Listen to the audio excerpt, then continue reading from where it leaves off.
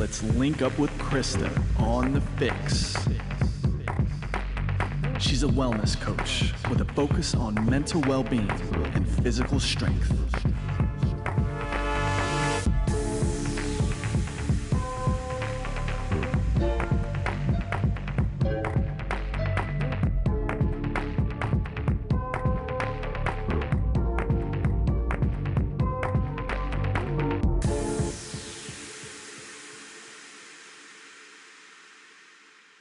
What's up, y'all? Welcome back to the FYX official podcast. I am recording in the afternoon, so if you're listening in the afternoon, happy afternoon to you guys.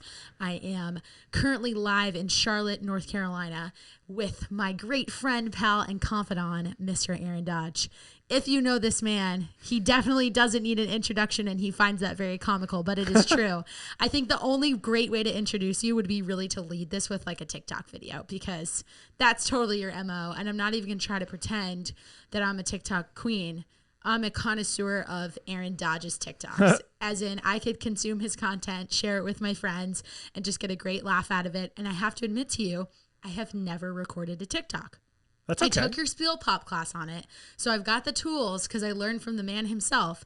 But my goal, because we're recording this episode, I'm going to make a promise to you that by the end of the week, I'll record my first TikTok. Love it. Do you think that's What fair? are you going to do? I don't know. I'm actually a decent dancer. I don't really tell people that, but I danced for like 15 years. I have some friends who I told that I didn't have a TikTok, and one of them, you know the person too, and they were like, you're probably low-key a pretty good dancer. So Morgan put me up to that. He said that I should be able to do it. So we'll see. I can't wait to see. Maybe you should send me some inspo. I will send you all the inspo. Perfect. Because I tag you in a lot of shit. So I feel like you kind of need to like bring it back around, because you shouldn't, if you can't take it, don't dish it out. I mean, come on. Like rule number one in life. And the funny thing is, there will probably be like 5 to 20 new dances created by the time that you even do this. Oh, so probably in like the 30 minutes that we're recording, there will be a bunch of new dances. Of course. So yes. Super cool. But you are the guy to keep up on all things TikTok, which is great. So I'm very excited and putting a lot of pressure on you now to have you here today. So beyond TikTok, there is a way more that you are capable of, and I don't want to diminish any of that. So real quick, before we get into the nitty gritty of the episode, tell me who you are, tell me where you're from, whatever thing that you think is interesting and noteworthy to share, and maybe something that, because you do have a pretty large online presence, I would love to hear a little like fun fact or something that people would not know about you simply by checking out your Instagram. Ooh, I like that. Okay. My name is Aaron Dodge. You can follow me on Instagram at Aaron_Dodge, TikTok Aaron_Dodge. You won't regret it. Yeah, right. This is officially my first podcast with a mask on. So Cool. This is interesting. This is 2020. How do you feel? This is what we're living in. I feel very claustrophobic, if we're being completely honest, because I have the headphones on and the mask. And a hat. But we're repping Glory Days Apparel. Yes. So shouts to our local businesses. We support them strongly. We sure do. Originally from upstate New York. I'm a gluten-free, dairy-free vegetarian, which is a mouthful, especially when I'm on first dates. 34. I've worked 10 years in the MBA. I've worked for multiple content and marketing firms here in Charlotte, and I just stepped out to do my own thing for the first time. And Congratulations! I am scared shitless, but I love every freaking day, and I'm really excited to see where I'm at when I listen to this in a year from now, because shit's going to be different. I know it is, because I'm determined to make that happen. But yeah, I've been in Charlotte for 6 years. I didn't know you've only been in... This dude seems like he's been in Charlotte forever, because you're like the fucking mayor and you know so many people. But I love that about you, because I'm actually so surprised to hear that, because I was in Charlotte for about 4.5, if you count the year I interned here, 5. And I don't know, I just always assumed that your reach was pretty large, so you surely had to have been here a long time. 6 years is a long time, but I also I got here at a cool time. I got here when like we were still figuring stuff out, and we didn't really know kind of what was happening in the ecosystem of Charlotte. There was a couple of fitness pop-ups here and there. There was, I was I was doing IT recruiting at the beginning, so I had to go to networking events, which was great because I love people, and so that kind of spring-loaded my network.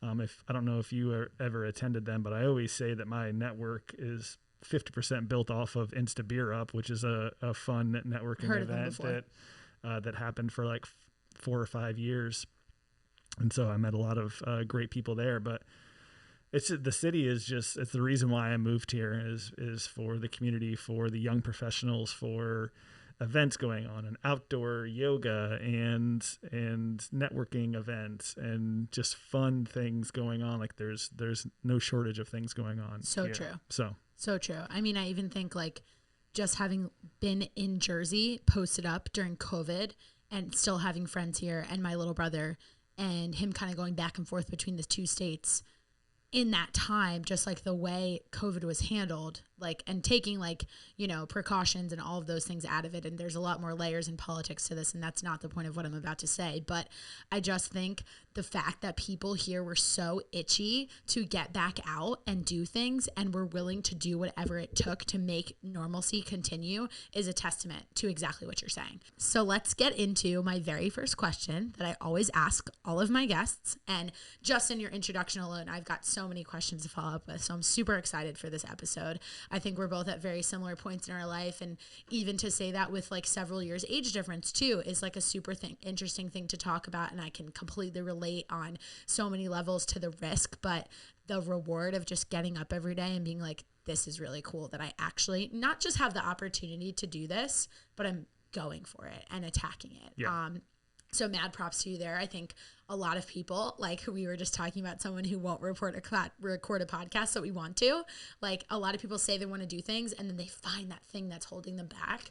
And I don't know about you, but I feel like 2020 just made me realize, screw that noise, go for it. Totally. So I'm pumped to get into that a little more, but big question, burning question on my mind. What is your coffee order? And if you would like to, some people get pretty specific with this. So like you might have a go-to that you order out and then a go-to that you do at home. Like if you want to give me some variety, sure. Or if you're like a tea guy, that's totally fine too. What would you like first? At home or? Let's do at home. At home? And tell me if you prefer one over the other. Okay. So, we're recording this in November. So currently I have a pumpkin oat milk latte frothed with my $10 frother from Amazon. Love it. Is it the handheld one? Yep. Those are great. It's amazing. It's a game changer. With just basic local Charlotte coffee. So that's my at home. There's 2 of those a day, and then I start pounding water because I'm wretchedly dehydrated after 2 of those. And then my outdoor order is vanilla oat milk hot latte. Ooh, yes. Oat milk is life. And then if they have the special option of lavender, like a lavender vanilla oat latte, and then they take $17 from me, and then I have to wait for my next paycheck to get it. And then you have to wait 17 minutes to get it sometimes. Yeah. Yeesh. But I love it. That I'm going to have to say, you're my 4th or 5th episode, and you have by far exceeded expectations on the coffee order. So here's the thing. I didn't get into coffee truly. I got out of college, and then like I'm sure I drank some coffee here and there, but like I didn't get really into coffee. I didn't get appreciative of the latte until in Minnesota there was a Starbucks across the street from where I was working, and I was just like, soy vanilla latte. It was just like, I was like, what is the sugariest, but not like too crazy sugary, but it's got a little bit of froth? And they're like, oh, a latte. And I'm like, well, I'm non-dairy, so it's got to be soy. So soy vanilla latte at Starbucks is how I started. Okay, that was your gateway drug. That was my gateway drug, and it was right across from the arena when I was working for the Timberwolves. And so that's where it started. And now, obviously, I just try to go to all these amazing coffee shops, which we have so many here in Charlotte. We're spoiled. Very spoiled. Like spoiled. I have to say, I started, as I'm sure you've seen, a little like Coffee Chronicles effort on my Instagram, and I do it with my friend who lives in Turkey and is also from Jersey, but Turkish people know their coffee quite well. And he's somebody who prefers to make his coffee at home because he's very particular about the bean, really fancy. Yeah. But he has been to every coffee shop in New Jersey and like honestly every city. Like I didn't know how much he's traveled. So like even in Charlotte, he has a list of favorite spots. And so we kind of like compare notes on like which are our favorite ones. But I stumped him earlier this week because I went to DC and he was like, I got to be honest, it's not where it's at. And as we discussed earlier, driving in DC is a headache enough alone. So I needed a hell of amount of coffee and I couldn't get it. So he was like, I got you in Denver. I got you here. I got you there. I got you in Turkey. I got you in whatever, on many continents. But DC was the one that trumped him. So I just found that interesting. But even this guy was like, all I want is like a straight up black drip coffee. My 2 guests before that, same thing. I am a latte girl through and through. So I so like identify with what you're saying. And I have to ask, since we were on the train of supporting local and you being so involved in the local community here, do you have any like couple favorite coffee shops, and whether that's like for the way they make the latte or maybe like just their specific bean and their roasts? I mean, I'm close enough with James and Miracle Yoder at not just coffee, but I would be lying to you if I didn't have some other favorites, because it's just, you know, and JC's a great one. When there's so many good ones, it's hard to pinpoint. You know, but Enderley Coffee is great. Mm-hmm. Also love Queen City Grounds. Queen City Grounds has really good specials. They do, so I like them. Specialty drinks. I like them up at Sky House, and they have a new location too. So excited! Has that about one open that. yet? I feel like I saw there was an event coming up soon, and I've seen some stuff in the windows. That'll be yes, a great spot for them. I think it's a good location. I think it's coming soon. So those are a few of my favorites. But awesome. What was the Trade and Lore was great when they were over in Plaza Midwood. They're all, I think they're only in Asheville now, but they were great. I forgot about those guys. Yeah. Nice. So. Yeah, we can't go wrong here. Like you can't. And then you can get counterculture coffee anywhere pretty much. Yep. So for those of you who are listening and don't really live in the North Carolina area, you might not be familiar with them, but they're a really excellent roaster. And you can get them in other states because they're a roaster. But Sunflower carries their coffee, and I'm more of like, even though I love my lattes, I only, like you, just like it like the slightest bit sweet. So I'll go for a vanilla, but I'm more into like just even like an almond latte. Not Just Coffees is done so well that I don't need to add anything to it. I'm not like a sugar or sweetener person in the first place. Yeah. But they're doing food now in Atherton Mail. I know. Yeah. And it seemed like they updated their menu a little bit at Park Road too. Probably. Yeah, because I was there yesterday and this person had this delicious looking like little biscuit. It was like a tiny little egg, and I was like, oh, I need that. Their chocolate chip cookies are bomb. So fun facts all about NJC. If you're in the area, definitely go check them out. They're my go-to spot. But anyway, we could talk about coffee for like 17 minutes. Let's move on. I want to go back to I'm very much like a chronological order type person, but if you'd like to jump around, the floor is yours. That is why you are on this podcast today. Let's start first with the NBA. I don't know that a lot of people know that about you. Yeah. That's really where like a lot of your career started, because when I think of you as like a true media person, especially in the sense of like you could be in any industry, and if it's media related or like some sort of personality sort of deal, you can make that work. And I think just being in Charlotte in particular, like I actually think of you and I think of like the Checkers before I necessarily think of the Hornets per se. Yeah. So tell me a little bit more about that. How did you get into the NBA? Why the NBA in particular? Like break that down. Big question. Wow. Yeah. So we're going all the way back Heavy to hitter. September 2008, which dates me. Yes. Oh, I already said I'm 34 on this podcast. There we go. That's okay. Age is just enough. So I hit the job market when it was 2008 and their session was starting. Fun times. And I feel like a lot of the graduates from May 2020 understand what we went through in 2008 coming out of college with, for sure, with the world that we live in right now. So just wanted to set myself apart. You know me, and anybody that knows me personally, or if you do venture over to my social media, you'll see I'm a 7. I'm an enthusiast. I'm built different, and it bothers me that I was going to work my ass off to be what I wanted to be, and a piece of paper or resume was going to decide that. So I ended up deciding to make a DVD on why the New Orleans Hornets should hire me, and I filmed it on my crappy. What did you major in college? By marketing. The way? Okay. I was the gazillionth kid that played sports in high school and said I want to work in sports. That was me. Which when I was a hiring manager later, I laughed at them saying like, I've played hockey my whole life. I just want to work in sports. I'm just like, you need a better answer than that.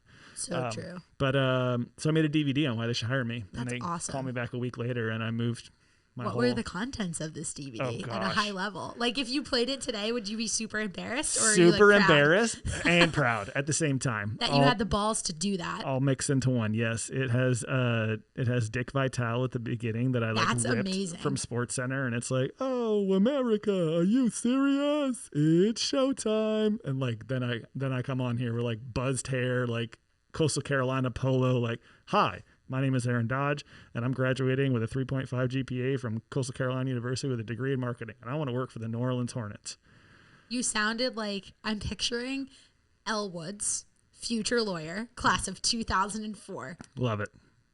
And oh God, it was so bad. I went around a different part. I mean, it was starting off my career of enjoying video production. If you really want, like, there you go, sugarcoat it that way, because I went to different locations. I was like on a bridge with a water fountain behind me, and like in the gym where our basketball team played, like shooting jumpers, and like why me shooting a jumper was you were getting that B-roll, baby. That B-roll was crushing. So yeah, so then I went down to New Orleans, and I'll speed it up now that I've talked for 10 minutes on my DVD.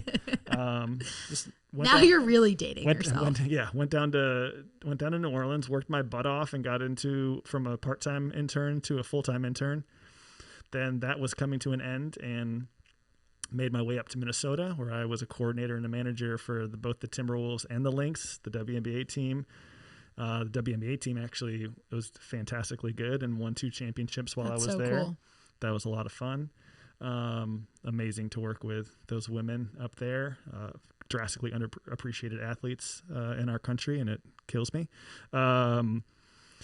And then wanted to move back to be closer to family, so I moved back to Myrtle Beach, where I went to college, and then figured out very quickly that Myrtle Beach was not for me anymore, and I needed to get back to a medium-sized business or medium-sized city that was like Minneapolis and like New Orleans, but not Myrtle Beach. And my parents live in Columbia, so Charlotte. Cool. That's awesome. Yeah, I had no idea that you lived in Minnesota. Were you intrigued by the fact that Charlotte was much warmer, if I had to guess? Well, the funny thing was I went from graduating high school in Syracuse down to Myrtle Beach, over to New Orleans. So I went 4 years in the heat and 2 years in the more heat and humidity in New Orleans. And I just never thought I would go back north. But right, especially from Syracuse. Like for those of you who are listening to this and aren't from areas where we happen to be, and I'm not even going to put myself in the category of Syracuse, Rochester, none of those players, because I don't know winter like y'all know winter. 200 inches of snow. Yes, like it's pretty crazy. Do you remember, this was just a couple of years ago, maybe 2 or 3, when there was so much snow in Boston that they had to put it in the harbor and hope it would melt because they didn't know where else to put it? Oh, I don't remember that. No, that sounds hilarious. I'm pretty sure it might have been my senior year of college, which is already almost 5 years ago. But I think it was like my first year out of college, but I want to say it was that because I remember the first year I moved here and I went to school in Virginia, which is technically below the Mason-Dixon, but I was in the Blue Ridge Mountains. So it got cold, like bitterly cold. Mm-hmm. So it was still very similar to Jersey where I grew up. And, moving to Charlotte, I was told multiple times, like I got pretty lucky, and that first summer or that first winter was very mild. Like I remember working at Bank of America, lived in South End at 335 apartments, and I would walk to the light rail every day. And it wasn't until like mid-November that I actually needed like a legit jacket. Yeah. And I was like, this is awesome. But yeah, I'm not even gonna like fuck with the kind of winter you're talking about. So you were probably pretty prepared for Minneapolis. Well, I was. Regard. Everybody that knew that I was interviewing in Minnesota was like, can you handle the cold? And I'm like, yeah, I'm from Syracuse. They're like, you should go because it's a great city. A lot of people think the Midwest stops at Chicago. It doesn't. Minneapolis is an up and coming. I mean, hello, Target headquarters. Like in my mind, that puts it up a little bit higher because who doesn't love Target? But my aunt actually has done a lot of work for Target and designing some of their lines that are no longer around, like Mossimo, if you remember that one. It was a big hitter Heck for a yeah. long time. Yeah. And she specializes in like buying really high-end samples and knocking them off into cheaper goods that would be sold at that level. So like the newer brands like A New Day, or even somebody like Danielle Bernstein with her line, like that's kind of her MO as well. Cool. So I've always heard lots of stories from her about going to Minneapolis and being there with the Target buyers. I've never been myself, but it's definitely somewhere that's on my list. I've actually never been to Chicago either. Oh. So I'm like listing all these places that I really want to go. The Midwest has just like, I've skipped over it. Like I've been to California a couple times. I was supposed to go to Arizona for a bachelorette party that didn't happen, of course. So I'd been to Arizona once for a swimming training trip, but it was really cool. So I have to say, like when we can actually travel more places again, I definitely have to go there. So yeah, that's awesome. Okay, so let's transition a little bit. So you have your background in the NBA. I did throw in there that for those of you who are like, what the hell is the Checkers, and why I said that, I should give it a little context. Were you technically like, what was your title there? Like the MC, or what would you call it? MC, in-arena host. Yeah, they're the same thing. So the Charlotte Checkers are the hockey team that's here in Charlotte. And how long did you have that role with them? 2 seasons. Okay. And what was that like? Like how it fits your personality perfectly. Like tell me about like how that opportunity landed in your lap. Was it something you sought out, or did they approach you? I love when you ask me these kind of questions when they have really good stories behind them. Yes. So, because I've told my story a lot. I'm now 34, and people are like, will you tell me about like things that happened in your life? I'm like, sure. Like I made a DVD, and that's how I got hired. And then I said yes to a random opportunity, and that's how I got in the Checkers. So I love that you brought that up, because you touched on it a minute ago when you said that you were laughing as a hiring manager when people say like, oh, I was a high school athlete or a college athlete, so I want to work in sports. If you can, try to weave like a slight response, or maybe you can make it as like the follow-up to the question.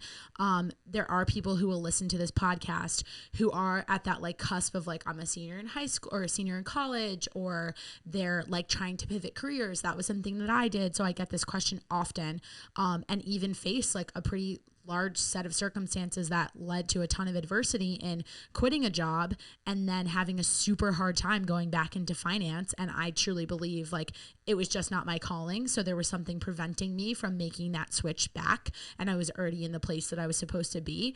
But with the world we live in today, so many people have had to pivot. I hate that word, but it is like the word of 2020. Sure is. So talk to me about like, first tell me about your experience with the Checkers and the fact that it was you saying yes to a random opportunity, but then tell me like how, if I was literally going to sit down and interview you, like let's say since you made the decision to recently leave your job, right? Let's say you were going to go work for someone else, which I think you're not suited to work for someone else. So I'm really happy for you again. But if you were, how would you kind of craft your message, and how would you think about your story so that if someone listening is at that stage in their life, like what kind of things can they be thinking about? Sure. So the opportunity with the Checkers. So I get a DM on my Instagram from a production company out of London that's like, hey, we want to tell a story about Charlotte for their YouTube page. That's it's called One Day Two Ways. So individual does the adventure part of the city, and an individual does the leisure part of the city. And so my friend Jessica, who was a honeybee, she got asked to be the leisure part, and I got asked to be the activity part. And so they're like, we're going to go to Whitewater Center. We're going to go to the Checkers. We're going to go to NASCAR Speedway. We're going to go to the NASCAR Hall of Fame. We're going to go to a couple. That sounds like a fun-ass day. It was a fun-ass day. The highlights of Charlotte in like 17 seconds. Yes, but in 17 hours. So I asked what their budget was, and she said $100. And I said, oh, geez. That's not what I was hoping to hear. Still flattered you asked me. But I had to really sit back and think about what this opportunity could mean. Sure. Besides and tell people, like, just real quick for context, like the Whitewater Center is 25 minutes away. Like describe the kind of effort that would take to kind of put that whole thing together. Yeah. Well, actually they brought me into their Airbnb on Friday for voiceovers. And then I met them at 8 a.m. on Saturday, and we went from 8 a.m. to 11 p.m. Oh, I believe it. That was probably jam-packed. Yes. We drove to the Whitewater Center. We interviewed the Whitewater Center guy. We went up, we did the zip line. We did all these different kind of things. And we drove over to the Checkers Arena, and then we drove to the NASCAR Hall of Fame, and then we went to the Speedway, then we went to like it was crazy. Yeah. $100 is not what I would charge for something like that. No. So I had to make a decision. Is this opportunity to be represented by this great production company in London, to be represented by American Airlines that I can use from now on, to get to do some pretty cool stuff that cost money. So there's value in the events or the things I was doing that day. And then the shareability of the content going forward. And the people you were getting to meet to interview if you didn't know them. Correct. And that would be the COO of the Charlotte Checkers, there we go. Tara Black. And she's so sweet. She's an amazing executive for the Charlotte Checkers. And she said, you did a really good job interviewing me. Like, would you ever be interested in emceeing? And I said, I would love that. I've been working with the Hornets I've been working in the NBA for the past 10 years behind the camera, telling the MCs what to do. I know how to handle myself on the mic. I've never done it in an arena before, but I would be happy to try it. So that was November. December 15th, I get a call from her and says, hey, our MC's sister just went into labor in Raleigh, and she's on the way to, see her niece be born. And so we don't have an MC tonight. Would you like to try to MC? And I was like, 100%. It was the one Thursday in my entire life that I was actually available. And so you are a busy man. So I am laughing because I believe that 120%. And so I'm literally I'm on a work shoot while the videographers are doing their job, but I'm also in the corner with my scribbling out what to say on the script, because the director is telling me the kind of promotions that are going on that day. Okay. Showed up, went very well. Fast forward 2 months, and the in-arena host's husband is a Major League Baseball player, and so they moved to California to support his baseball career. And they're like, do you want to take over for the rest of the year? And I said 100%. And that's amazing. And then we went on to win the equivalent of the Stanley Cup, the Calder Cup. Talk about a perfect storm, because my little brother played hockey for a very long time, and he's actually tried to get back into a league here. And I remember telling him about you because all of that lined up, and then the Checkers had this amazing season. Yeah, it was awesome. That's so cool. Playing hockey in the middle of June, it was 85 degrees. I was at my friend's pool until 2:00, and then I had to go into the game, working out the tan and 85 degrees, and then walking in pants, and as soon as I got in the door, I would put on my hoodie. I'm like, this is the weirdest this is the weirdest thing ever. But that's pretty funny. So follow-up question to that. Yep. Is how do you package all of that? Because you've obviously had a lot of experiences. Sure. So if I were to just put you in the hot seat and say, all right, Aaron, tell me who the fuck you are in 30 seconds. First of all, that is an elevator pitch. Sure. So how do you be selective as to someone who has quite the resume? You know what? Obviously you're going to want to tailor what you're telling people to the job that they're looking for. So then the other thing that when you asked me the question 5 minutes ago, is just to be your authentic self. I mean, that's when I leaned into my authenticity of just being a loud, positive, dancing fool, everything in my world, connections, doors started opening, people started wanting to work with me, my energy was infectious, so people just wanted to be around that. And as soon as you're authentic self, you're going to be your truest self. And if you try to hide behind, I think this hiring manager would want to hear this, or I think that they would want to see this, or I think that they would want, it's just no, be yourself. Obviously you have to say and answer questions that are related to the job that you're going to do, of course. But yeah, authenticity is literally what is just the easiest way around that answer, is because that's what's gonna make you the most desirable to be hired. And I think too, it's really easy to cut through the bullshit, right? We had a conversation earlier today about social media and the social media influencers out there who have supposedly, I don't even know if this is the right word, but gotten caught. I think some of them aren't even shy about it, because they're just well, I needed content, so here you go. Yeah. Faking things. And then to totally steal this from Joe, which I think was by way of Elon Musk, right, where this quote came from, but it's just this idea that instead of us making it it's all about making it seem and making the appearance that we're fucking crushing it. It doesn't matter if you are, it's just pretend that you are, and you keep saying that enough over and over again. people are going to think it. And that is because of Instagram, right? Sure. It's filtered content. You get to choose what you want to do. And like, people ask me this all the time. And I think it's also a generational thing. Like, my mom is like, why are you putting that on your Instagram? And I'm like, because I want people to know that I am a real person. And especially being in the fitness industry, and you can relate to this too. Like, you did a really cool, I can't remember if it was a TikTok or a reel, but the one where you did your health transformation, was that a reel or a TikTok? Not that it matters. Oh, yeah. The TikTok. Yeah. Yeah. Like, It was a glow up. It was a Yeah. thirst trap. But It was still, let's be honest. But it was great because you have had a very specific journey, not with just like your fitness ability in terms of there's so many different classes that you take, but also just like building up your strength, but then your eating habits too. Sure. And like you said earlier, you were like, it's quite a mouthful on a date to tell someone my insensitivities. But I think that is like a really great thing to show, because I could go look at your Instagram and I could say to myself, like, wow, this guy's like this amazing dancer. Like, is he really on it all the time? And I don't know if you remember the first time we ever met in person, because we were totally like previously Instagram friends turned in real life. Sure. We were at, I think it was a Charlotte Agenda party, right? Yeah, it was their City Notes party. Yes, City Notes party. And that was maybe 3 years ago. Yeah, 3 years ago. And you came right up to me and you were just like, oh my God, we finally get to meet in person. I'm like, I don't know you. And it was great. It was awesome. So piggybacking off of your two experiences, way more than two, but very large experiences on your resume. I know you've mentioned that you've worked for other production companies and that sort of thing. If you want to weave in there maybe a response that answers this question, although it could come from your experience with the NBA teams and the Checkers, et cetera, what's the coolest project you've ever worked on? Ooh. Like, do you have a top 3, top 5, or like a clear number 1? Well, I've had the opportunity to travel to China with the Hornets. Cool. I've been to China too. For a preseason game. Where? Shenzhen and Shanghai. I've been to Shanghai. I studied abroad there. And then two opportunities to go to South Africa with the NBA as well too. Wow. And then also I've worked for NBA All-Star weekends too. So, oh, you did?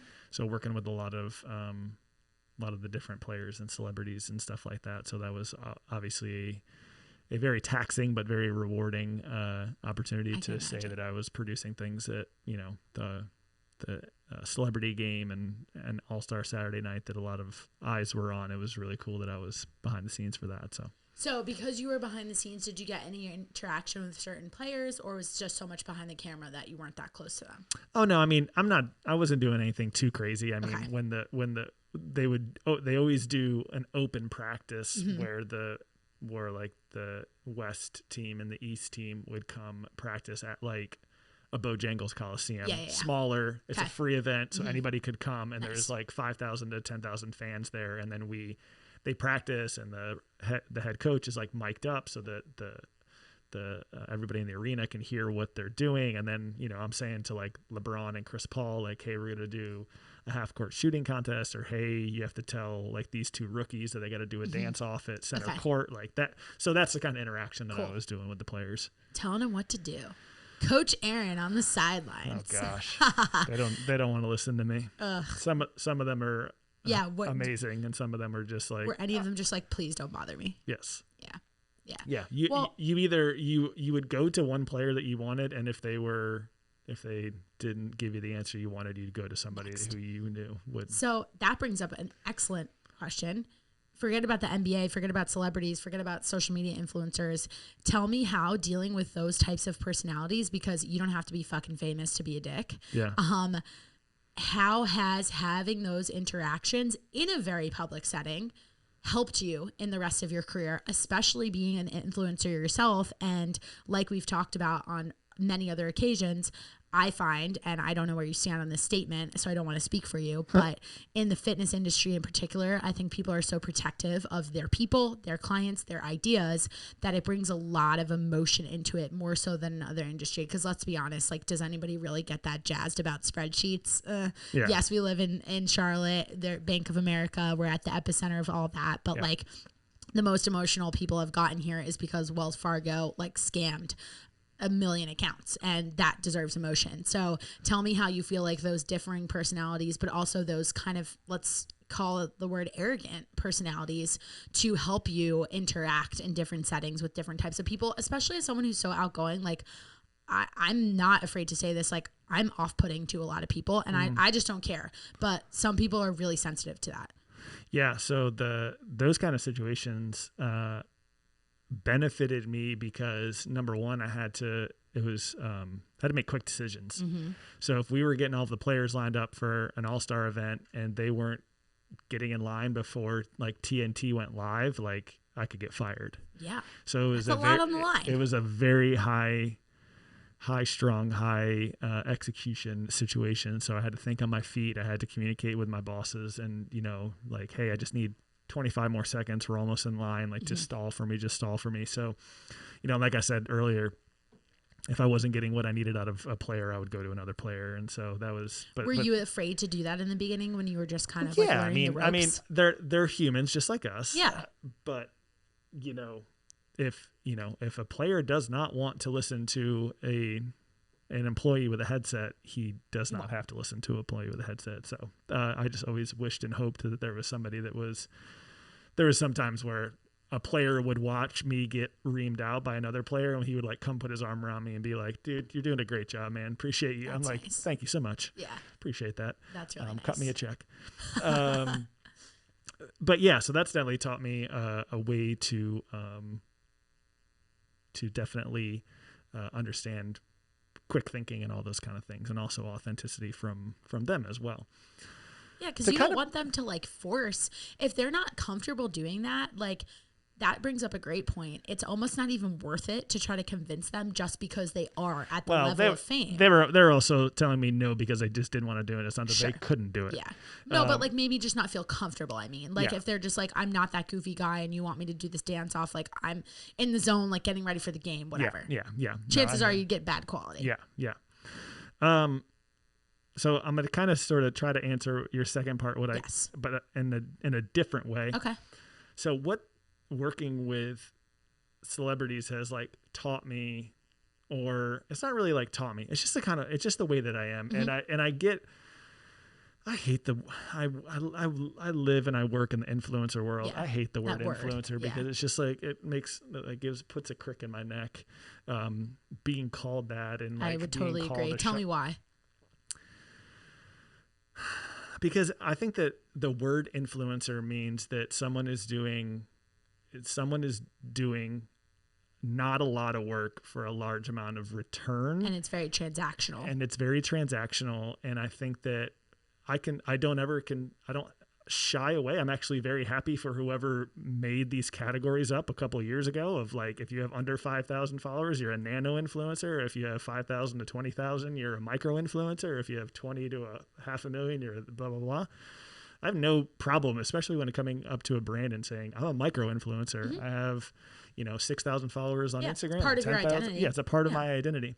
But what I was getting at from talking about this topic is like, if somebody recognizes me from something funny I did, or they are like, oh, my friend of a friend follows you in that video you posted last week. Like, it's just like, that's really cool. And they're the reason why I'm doing this. So I always try to be the most authentic and be just like so incredibly thankful for that they enjoyed my content. Cause that's who I'm putting it out there for. You're not putting in anything on Instagram or Facebook or TikTok for yourself. Let's no, like I'm going to ask you this question.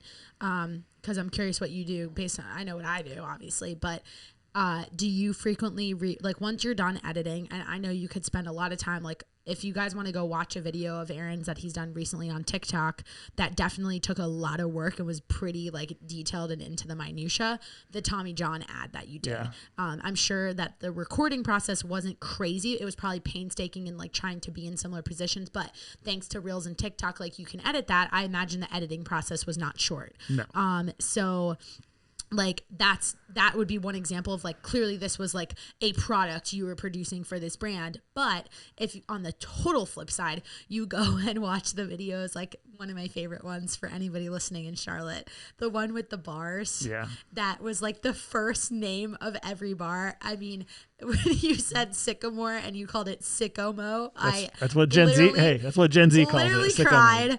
And what else was thrown in there? Oh, the debate over soul, because there are two. There's soul food, and then there's soul gastro lounge. I was loving that. And then the bloopers on top of it when you fell and you hit the corner of the table. That was amazing. Everyone needs to go watch, because you're just not going to appreciate why I'm like on the verge of crying laughing. But yeah, I think like you're totally doing a great job of that. So don't doubt it for a second. But once you're done editing that stuff and you post it, do you watch it again? And how often? Do I watch it again? Yes. Oh, I'm watching it the entire day because I like to, I like to make sure that I'm being engaged with my followers. So, I mean, I just want to see. I'm asking because I do the same, and I think the point is that shows that you actually care with what you're producing. Oh, yeah. It's not like you're just putting this out and being like, click, got a paycheck, cool. Yeah, no. I put my content out there because I know that either 1 or 100 people are going to think it's freaking hilarious. And so that's why. And even if it's only one, it still makes you feel good. Correct. That's my goal every day. If somebody tells me that I made their day, then my day is made, and it's just a circle of smiles. So yeah, I mean, I love interacting with people. I love people when I do different types of, what kind of person are you? And they comment like, oh, I'm totally would be this way, or I would be that way, or I do this all the time. I think the biggest reason why that went so like Charlotte viral is because it's so true. It and is. Everybody was like, yo, it's like the whole, like, we were all thinking it, you just said it. That is exactly why I do my content. I think that's what's making Trey Kennedy and Trevor Wallace and all these other larger influencers that I kind of position my content as is they're saying what we're thinking. They know when they say, girls in the winter be like, and they do all these different kind of things. They're hitting on every single emotion that we already have. And that's exactly like, I go out and I enjoy like interacting with people because I love humans. I love if I could like study anything more again, it would be like human interaction, because I think that the way that you interact with your friends, on your phone, with your family, with your coworkers, like I just love the way that that's kind of like intertwined. And so I like going out with all my friends because it allows me to see like social situations. Like it allows me to see like, oh, you're how old are you? Oh, you're 25. Like, why are you texting your best friend on Snapchat? Why don't you just text your friend? She's like, oh, well, I just take a picture of like half of my forehead and like, and put text over top of it and send it to my friend on Snapchat. I'm like, that's so like mind-boggling. But that's just the way that people are operating these days. And I think you bring up another great point. I think that if you looked at your Instagram, and I'm bringing this up because it's something I'm bad at, and I think it's something that I admire about you. Anytime I've gone out and been around you, and like, especially in passing, so it might only be for like a couple of minutes, for as present as you are on all of the social channels, you're really good about being out, even if it's for something where you might be, say, going to Sycamore to record for like whatever they're launching next. I don't see you on your cell phone a lot. So like, you're definitely someone who is really engaged in the present moment. And I think that's so admirable, because it's something that I have a hard time with. And it probably speaks to one, generation, like with the differences in our age, and two, just the fact that like you have been doing this a little bit longer. And I think you've done a really great job. And I'm curious if that's been like a conscious effort, if you had to go through a period where you had to learn that, because like even right now, like we've been recording for the last 48 minutes, and I'm thinking to myself, I need to grab my cell phone, because I've wondered where my cell phone has been this whole time. It's recording video of me right now. I forgot. And so like, how do you deal with that? Because for me, and I want to like segue this into this direction, because the last thing I want to hit on is like where you're going today, and a little bit with like relationships, and both professional, personal, romantic, friendships.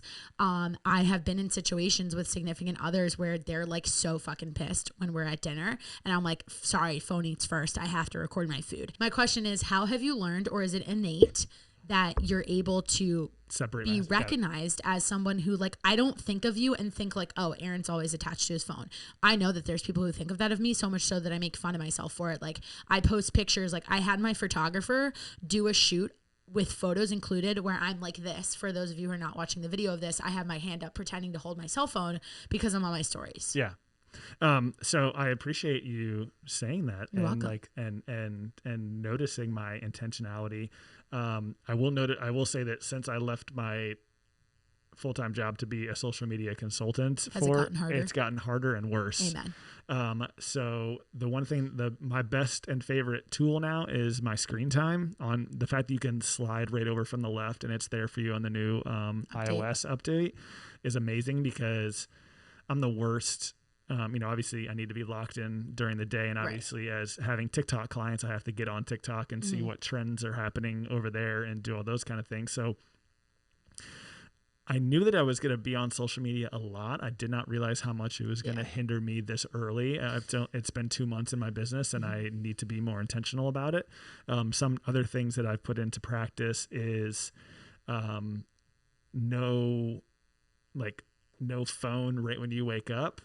And then I tried to shower without. I appreciate that you said you tried. I tried to shower without music for like 3 days. Like, I was like, don't touch your phone until you're done showering and getting dressed and making breakfast and food and 30-minute book read. I try to do without my phone.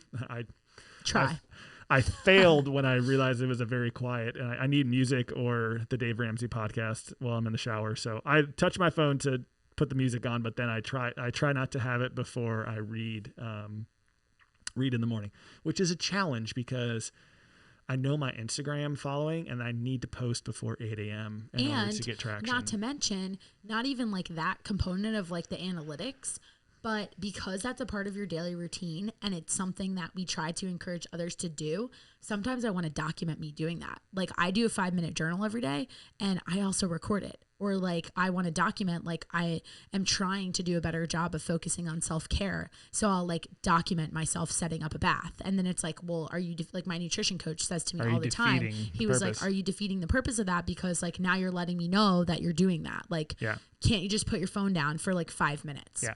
So what do you think about that?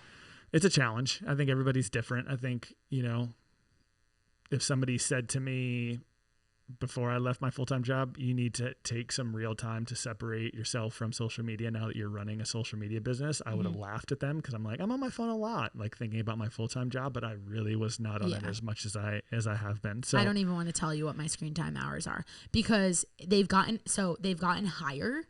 As I myself, we have like a similar timeline with transitioning to being like true full-time entrepreneurs, and they've gotten higher, but my thumb scroll has dropped times like 100. That's good.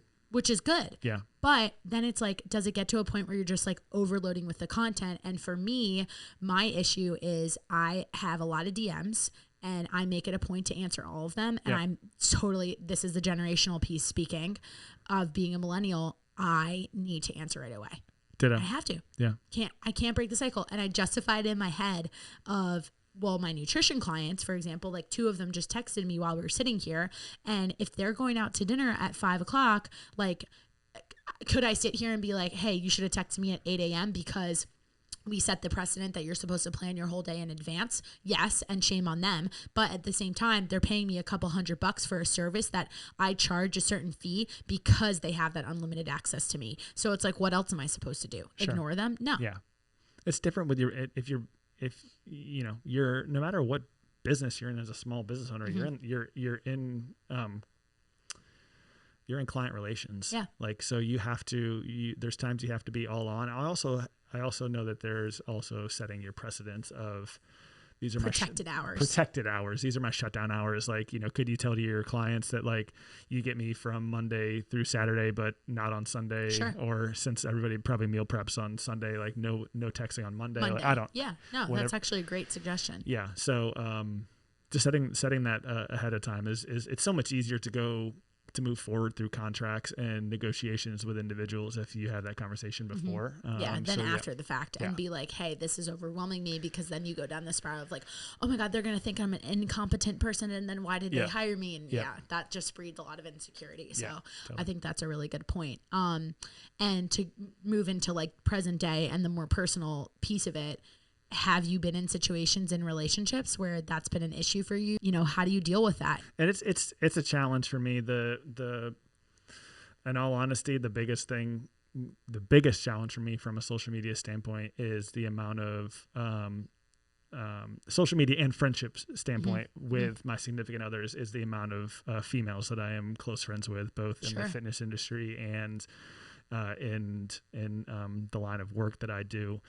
So that's always been a struggle. And yes, I've always had to struggle with the put your phone down. Can you stop with the laptop? Can you do all those kind of things? And it is a little bit of a challenge. You got to get ahead of it. You know, I would say that I didn't have the conversations early enough in my relationships the last couple times. And so it's kind of come up as a tension point. And so moving forward as a learning curve to the next serious relationship, I'll definitely put that on the forefront. But it's a challenge because I want to be that.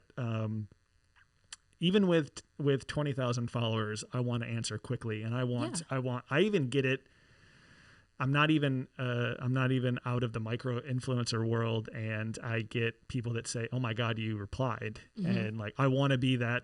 I want to be that now when I have 20,000. I know that it will be harder. Gary Vee talks about this a lot, and I value the way that Gary Vee tries to respond to everything too. Like I want to have a larger platform and a larger amount of following, and I still want to be that to people. And so I've leaned a lot really into, especially because I have to get on TikTok for no reason other than to find ideation for not only myself but also my clients. You get down a rabbit hole with a site like get that. Get down a rabbit hole. So time blocking has been massive. If you don't know what Pomodoro timer is, for those of you in business, just go to marinaratimer.com. It's hilarious. Love the name. It actually comes from the tomato timer that your mom used to have for cooking. So go to marinaratimer.com, and what you can do is you could do 25 minutes, and the premise is uninterrupted work for 25 minutes, no text messages, no emails. Like if you're like, the only thing I'm doing is researching hashtags, do it for 25 minutes. When the dinger goes off, take a deep breath, check your phone, go to the bathroom, but after 5 minutes, you're back on for another 25. And so I used to call them at my other job, palms. Like, nice. So palm 1 is emails. Palm 2 is leads. Palm 3 is emailing the leads. Palm 4 is lunch. Like, so time blocking is massive, especially when you can get down a rabbit hole. And like you just said, what was the last thing you suggested there that you palmed? Lunch. So it's not limited to the work. It's also the break and scheduling your workouts. Like this has been something I've had a really hard time with, and I've had to be honest about it because I'm doing a 30-day challenge in honor of basically like a substitute for St. Jude can't have their winter gala this year. And so I'm participating in a 30-day challenge with a company called Sabre Real Estate, and this guy, Jason Ciano, who's a big player in the real estate world, specifically in retail and even more niche fitness. And he came up with this concept that's based on, have you heard of 75 Day Hard by Andy Frisella? So we're doing a mini version of that for 30 days. And I'm not going to lie, I thought the easiest one would be doing my workouts. I've had to start over 5 times. Yeah, I mean, you have to do time management not only for business but for yourself.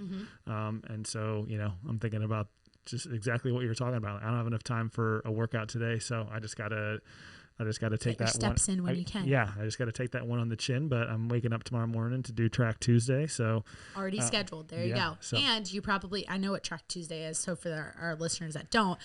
What's helping you with that? You have a team that's going to keep you accountable and make sure you show up. Yeah, totally. So cool. Well, I think that's a perfect place for us to wrap this up. I so appreciate your time. Super fascinating.